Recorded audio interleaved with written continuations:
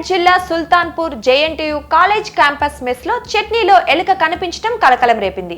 Tiffin చేసేందుకు వచ్చిన students చట్నీలో ఎలుక కనిపించడంతో షాక్ అయ్యారు. ప్రాణాలతో ఉన్న ఎలుక చట్నీలో ఈత కొడుతూ తిరుగుతుండగా తీసిన వీడియోలు సోషల్ మీడియాలో వైరల్ అవుతున్నాయి. ఈ దృశ్యాన్ని ప్రత్యక్షంగా చూసిన విద్యార్థులు దిగ్భ్రాంతికి గురయ్యారు. జేఎన్టీయూ క్యాంపస్ లో పరిస్థితి ఇలా ఉంటే మిగతా హాస్టళ్ల పరిస్థితి ఎంత ఘోరంగా ఉంటుందో ఊహించుకుంటేనే భయం వేస్తోందని పలువురు వ్యాఖ్యానిస్తున్నారు.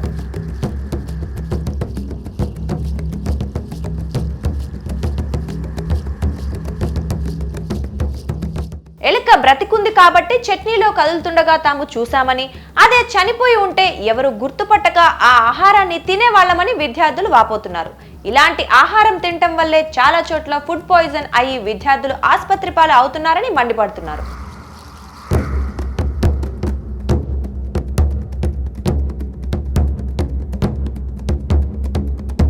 హాస్టల్లో నాణ్యమైన భోజనం అందించడం లేదని పలుమార్లు ఆందోళన చేసినప్పటికీ కాంట్రాక్టర్ సిబ్బంది తీరు మారటం లేదని విమర్శలు వినిపిస్తున్నాయి.